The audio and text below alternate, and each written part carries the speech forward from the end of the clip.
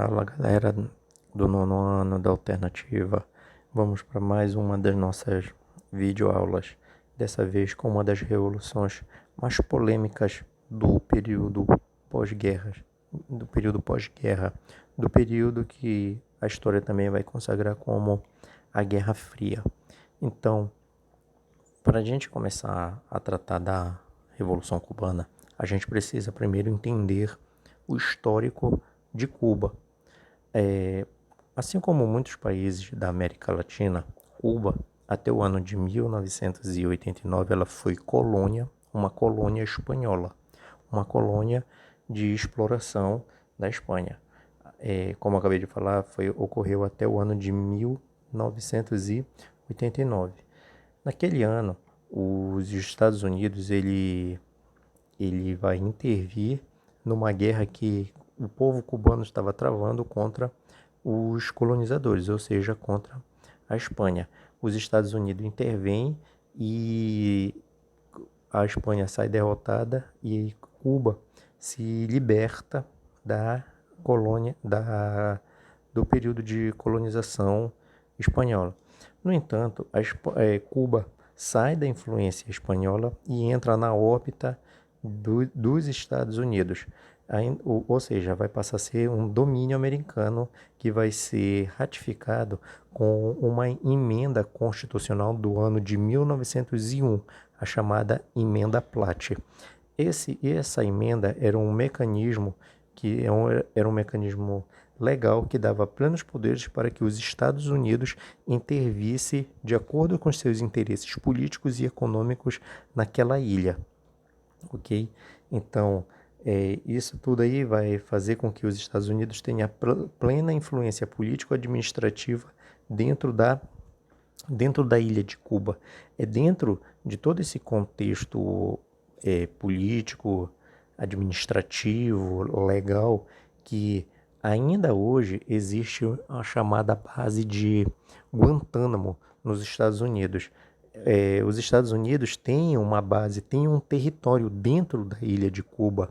Até hoje, e eu vou explicar por que os Estados Unidos e Cuba não têm uma relação político-diplomática, graças à Revolução, que é o tema da nossa aula de hoje.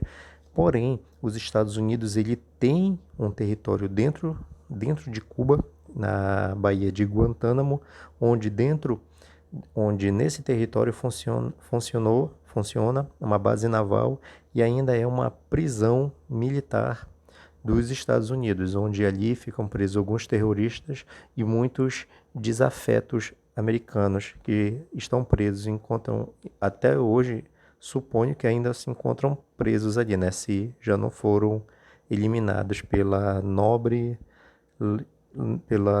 nobres artes americanas, né? Pelos feitos americanos. Então, os Estados Unidos, ele vai, como eu acabei de explicar no slide passado, ele vai ter plena influência político-administrativa em Cuba. A emenda Platt, ela vai funcionar até por alguns anos, até um homem chamado Fulgêncio Batista adentrar no governo com um golpe no ano de 1952, com apoio dos Estados Unidos. Esse golpe vai ser contra o presidente Carlos Prio Socarrás. Como a gente pode observar aí, Fulgêncio Batista, que é esse homem aí na imagem ao lado do slide, ele vai ter pleno apoio dos Estados Unidos e vai dar esse golpe. Com isso, os Estados Unidos aumenta mais a sua influência e vai transformar Cuba, vai aumentar a sua influência e transformar Cuba ainda mais no seu quintal. Cuba vai se tornar cada vez mais o quintal americano. Em meio a essa situação, claro que parte da população ia ficar revoltada. Muitas pessoas, alguns estudiosos, alguns estudantes, melhor dizendo, de Cuba, eles vão se revoltar contra essa ação de Fulgêncio Batista, não só contra a ação de Fulgêncio Batista, mas contra esse imperialismo americano, essa forte influência americana.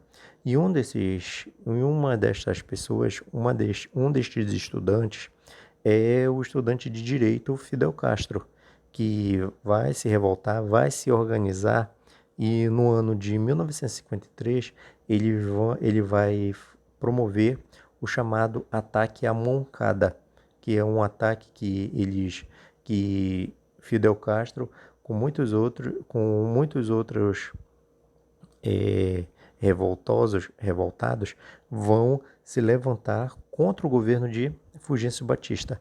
Ele vai ser, Fidel Castro vai inclusive ser preso.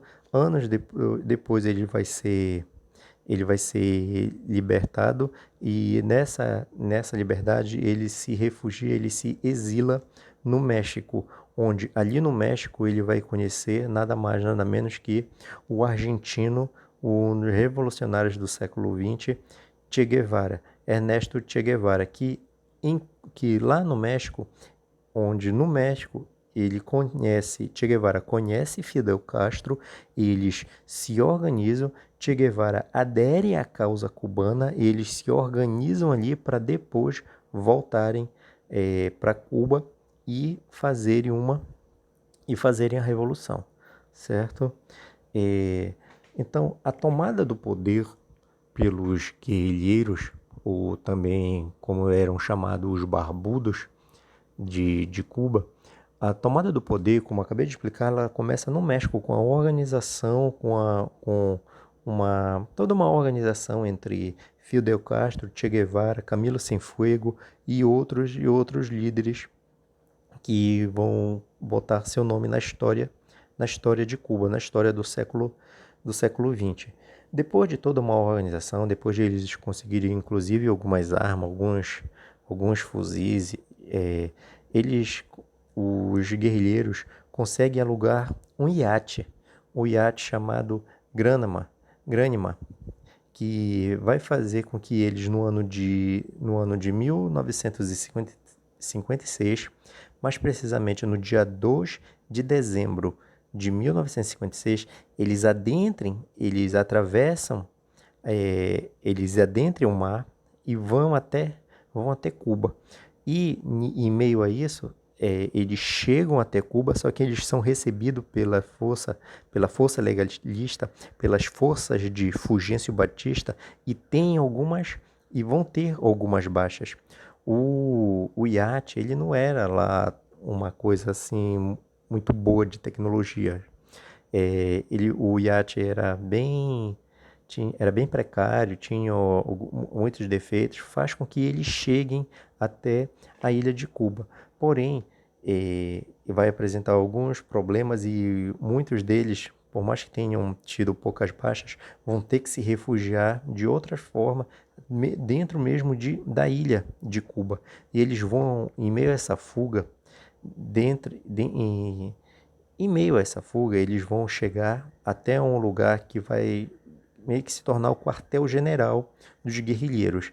Eles vão se reunir de novo em Sierra Maestra, onde a partir dali, Camilo Cienfuegos, Che Guevara e Fidel Castro, eles vão se reorganizar, eles vão ganhar a simpatia de muitos camponeses, de muitas pessoas da população cubana. Vão, inclusive, a partir dali, eles vão fazer uma rádio para tentar influenciar o próprio povo cubano, na sua totalidade da ilha, e vão ter muitas vitórias nesse sentido. Gradativamente, entre os anos de 1956, depois do fracasso que foi, né, com a chegada do Granma, que foi o iate, agora, que eu tratei agora há pouco, de 1956 até o ano de 1959, às vésperas da tomada do poder, eles vão gradativamente, Che Guevara, Camilo Cienfuegos e Fidel Castro, eles vão conquistando algumas cidades, como Che Guevara, que comanda ataques à cidade de Las Vilas, logo depois Santa Clara, e vão chegar até Santiago de Cuba. E diante destes levantes, destes avanços das tropas guerrilheiras, destes avanços dos guerrilheiros, desse sucesso militar dos guerrilheiros, no ano de 1959, mais precisamente em 1º de janeiro, logo depois do Réveillon, enquanto o mundo todo estava comemorando o Réveillon, Cuba estava promovendo a sua revolução. E no dia 1º de janeiro de 1959, depois de ter a informação que os barbudos, os guerrilheiros estavam chegando em Havana, capital de Cuba, Fulgêncio Batista foge e deixa apenas uma mensagem para que os seus simpatizantes lutem por Cuba, lutem contra os guerrilheiros. E que ato heróico. Ele diz que é para os seus simpatizantes lutarem pelo país contra o seu próprio povo, haja vista que os guerrilheiros eram cubanos natos, eram cubanos nascidos e criados dentro de Cuba, e ele, em um ato covarde, foge para os Estados Unidos. No dia 2 de janeiro, lógico, de 1959, o Urrutia, ele se torna o primeiro presidente da Revolução Cubana. Ele proclama um novo governo presidencialista, se torna o novo presidente da Revolução Cubana, se torna o novo presidente de Cuba. Dias depois, mais precisamente no dia 10 de fevereiro de 1959, Fidel Castro é conclamado o primeiro-ministro de Cuba, cargo que ele vai exercer até o ano de 2006, quando ele sai por problemas de saúde. Então, com todas essas ações, com todas essas manobras, finalmente ocorre no ano de 1959 a Revolução Cubana. E aí, alguns alunos atentos, sabendo que hoje Cuba é considerado um país socialista, talvez alguns já afirmem: caramba, no dia 1º, em 1959, ocorre a Revolução Cubana, certo? Muitos alunos, muitas alunas têm essa percepção, só que eu adianto desde já, antes de passar para o próximo slide, que essa revolução, ela foi inicialmente, ela foi uma revolução nacionalista. Ela ainda não foi uma revolução socialista. E aí eu adentro esse novo slide aí com a pergunta: Cuba socialista? É que Cuba promoveu ali uma revolta, uma revolução socialista já no ano de 1959? Não, gente, não. A Revolução Cubana, inicialmente, não foi socialista. Ela vai se tornar socialista depois, e eu vou já explicar para vocês. Tanto que prova que no livro no livro intitulado Revoluções do Século XX, assinado por 2 historiadores, né? Na realidade, um historiador e uma historiadora, o Eduardo Valadares e a Márcia Berbel. Eles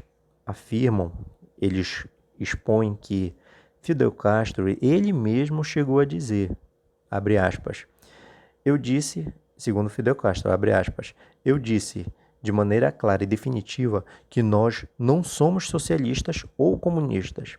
E seguindo mais adiante, ele vai dizer: é impossível que nós possamos progredir se não nos entendermos com os Estados Unidos. Fecha aspas.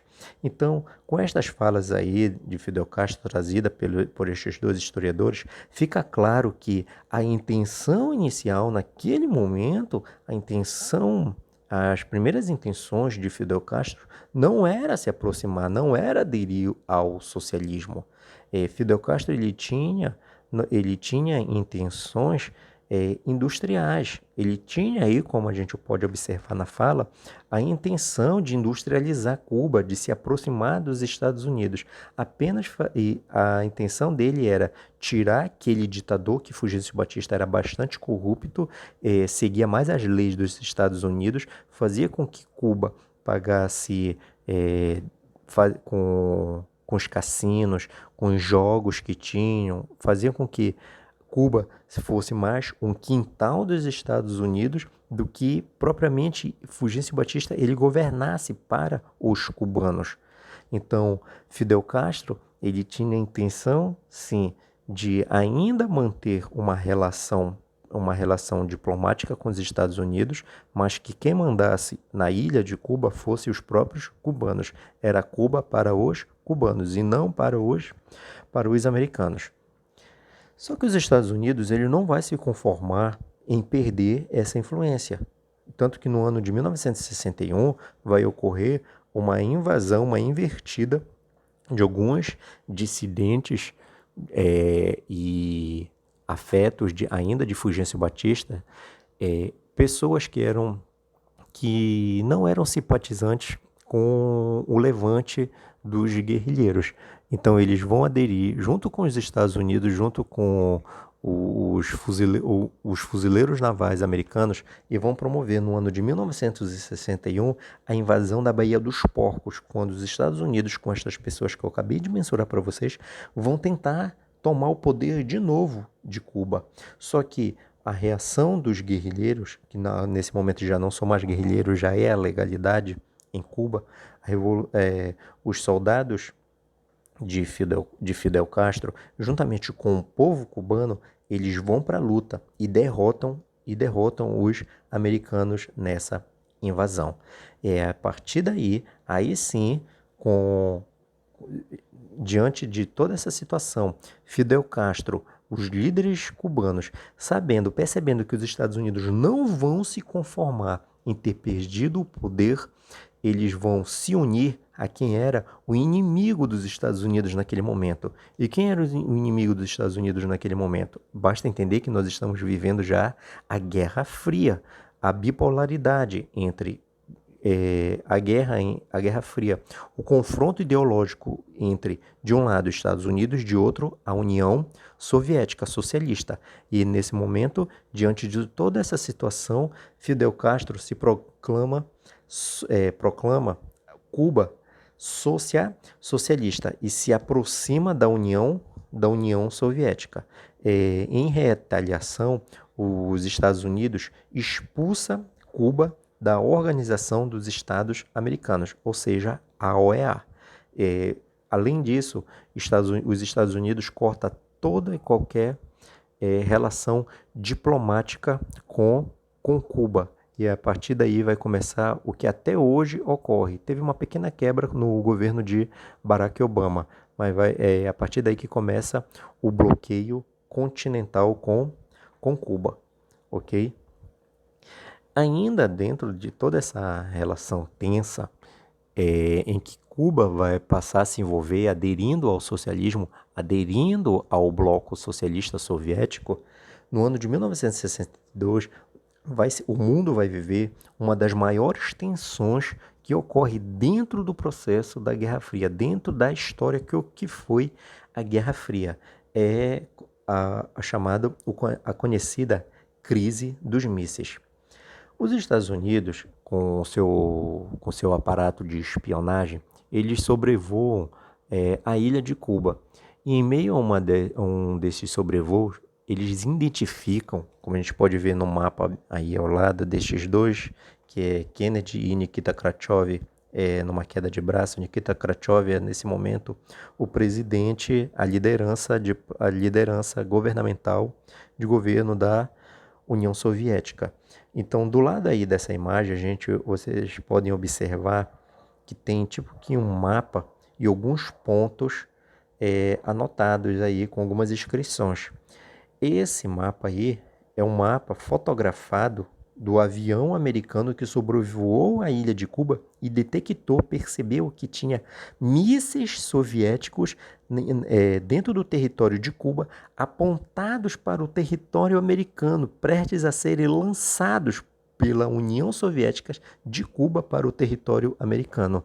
Quando a Força de Inteligência Americana percebeu que tinha esses mísseis, pronto, começou todo um alvoroço. O presidente Kennedy convoca o Congresso e diz que vai intervir diretamente em Cuba e vai pede também, como é que eu posso dizer para vocês, vai abrir conversa diretamente com a União Soviética, no sentido de pressionar a União Soviética para que ela tire os mísseis dali. E em meio a toda essa tensão, a União Soviética ainda relutou. E alguns navios, os Estados Unidos, colocam seus navios no Oceano Atlântico para barrar a vinda de mais navios soviéticos em direção a Cuba. E quando o mundo já achava que estava tudo se caminhando para a Terceira Guerra Mundial, Nikita Khrushchev, em algumas negociações com Washington, em negociações tais como nós soviéticos, nós tiramos os mísseis de Cuba. Em contrapartida, vocês vão retirar a base que tem na Turquia. Em meio a essas relações, a estas negociações, os navios soviéticos dão meia volta, retornam e não vêm mais para Cuba. Os Estados Unidos recuam e assim, depois de todo esse processo, o mundo volta a respirar aliviado, achando que se iniciaria ali uma outra grande guerra. Então, isso tudo aí foi o quê? A crise dos mísseis, os mísseis encontrados em Cuba direcionados para os Estados Unidos, mísseis esses que pertenciam à União Soviética, certo? A gente pode poderíamos dar por encerrada a aula de Revolução Cubana a partir desse slide. Porém, vale muito a gente tratar do que é Cuba hoje. A gente não pode esquecer o que foi que aconteceu dentro de 1962, que é a última data que a gente trata aqui na nossa videoaula. O que acontece da década de 1960, passando pela década de 1970, 80, 90, até chegarmos hoje. O que é Cuba hoje? O que foi Cuba dentro de todos estes anos? Bem, como a gente pode observar, Cuba até hoje é dita um país socialista e isso irrita muito os americanos, ok? Cuba, como eu comecei essa aula, a Revolução Cubana é uma das revoluções mais polêmicas e a situação política de Cuba ainda hoje gera muita polêmica. De um lado, tem as pessoas, os defensores de Cuba, os defensores do regime socialista de Cuba, afirmam que Cuba não precisa ser mais um país capitalista, não precisa de todas essas tecnologias que surgem a todo momento no mundo capitalista. As pessoas que são a favor dizem que Cuba hoje tem uma das melhores medicinas do mundo. Graças ao sistema socialista, Cuba hoje Cuba já conseguiu praticamente erradicar o analfabetismo naquele país. Cuba tem um dos maiores indicadores de educação do mundo. Cuba tem a maior medicina, uma das melhores medicinas do mundo. Cuba tem no país as pessoas, muito embora os salários sejam controlados pelo governo socialista, mas em Cuba dificilmente há desempregados. Em Cuba o sistema de habitação ele é bastante eficaz também. Segundo alguns historiadores e algumas informações de colegas, inclusive da geografia, Cuba, a maioria das pessoas, dificilmente tem pessoas morando na rua em Cuba. Inclusive, alguns colegas que já foram a Cuba, eles são taxativos em dizer que em alguns lugares de lá, como aeroporto, alguns portos, dizem, abre aspas, milhares de crianças dormirão na rua essa noite, mas não se preocupe, nenhuma dessas crianças é cubana. Fecha aspas. Quer dizer, então, apesar de ser um regime ainda ditatorial, existe todos estes cuidados. Realmente, Cuba não é o paraíso socialista que se pensou, como Marx pensou. O regime socialista cubano é um regime ditatorial. As pessoas não têm permissão, não têm a plena liberdade, não têm sequer permissão de sair daquele país. Tem alguns problemas que acometem aquela população, apesar deles terem saúde, apesar deles terem educação, não terem emprego, mas a falta de liberdade incomoda muito, tanto muitos cubanos como muitas pessoas ao redor do mundo. Então, o socialismo que se tem ali não é o paraíso que muitas pessoas dizem. Cuba tem muito que avançar. Cuba se tornou, na década de 80, final da década de 80, década de 90, início do ano do novo milênio, Cuba foi uma grande potência. Cuba foi uma grande potência olímpica. Tanto que nas Olimpíadas de Barcelona, Cuba ficou em quinto lugar no quadro de medalhas. Isso tudo foi devido a um grande investimento e incentivo do governo de Fidel Castro ao esporte, que ele dizia que esporte era vida. E ali nós vimos nós daqui que temos uma idade um tanto. Nós que somos um pouco mais velhos, nós vimos na década de 80 o vôlei feminino, o vôlei masculino, o boxe cubano, todos estes e outras modalidades fazendo bastante sucesso nas Olimpíadas, nos Jogos Pan-Americanos, ganhando várias medalhas. Hoje, isso tudo era graças também à influência de investimentos soviéticos. Hoje, algumas pessoas dizem que, aliás, depois disso, alguns analistas dizem que a Cuba passou a ter uma aproximação com a Venezuela e com o dinheiro do petróleo venezuelano, Cuba também pôde gozar de alguns bons investimentos, como inclusive na sua medicina. Mas só que com a quebra do país venezuelano, Cuba também vai amargar mais essa derrota também. Então, até hoje, o bloqueio americano funciona, o bloqueio econômico funciona em relação a Cuba. Alguns países da Europa que não ligam para esse bloqueio americano e fazem alguns investimentos ali, principalmente na área do turismo, haja vista ser uma ilha caribenha e ser um grande atrativo para o turismo e algumas outras funções econômicas que ocorrem ali, ainda também com a produção do açúcar e do tabaco. Haja vista sair de lá os melhores charutos. Os melhores charutos para o mundo todo saem dali de Cuba. Então, Cuba tem estas vantagens e desvantagens. Até hoje, ainda em relação à medicina, e aí, com relação a essa nossa atual situação, a medicina de Cuba ela é tão boa, mas tão boa que ela é exportadora dos seus médicos.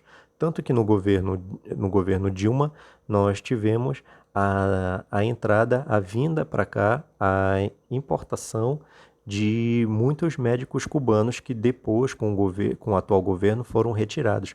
Mas agora, esta infeliz pandemia, inclusive o governo daqui do Pará, vai resgatar novamente a ideia e a prática, a benesse que é a prática dos médicos cubanos e agora, nesse momento, no dia 12 de maio de 2020, no momento que a gente grava esta videoaula, estão trabalhando aqui no estado do Pará muitos médicos cubanos, provenientes de toda essa evolução, de todo o processo benéfico de toda a maestria que é a medicina cubana. Então é a história chegando, se aproximando até hoje, se aproximando da gente, por todo esse processo que nos acomete dessa pandemia. Então, isso aí, gente, são as vantagens e desvantagens do regime socialista implantado na década de 59, na década de 1960, em Cuba, o regime socialista, mas com a Revolução Cubana do ano de 1959. Então, isso tudo, gente, as vantagens e desvantagens, o contexto histórico, o desenrolar, a tomada do poder de Cuba foi a nossa videoaula de hoje. Espero que vocês tenham aprendido mais sobre esse país bastante polêmico que é Cuba. Valeu, gente!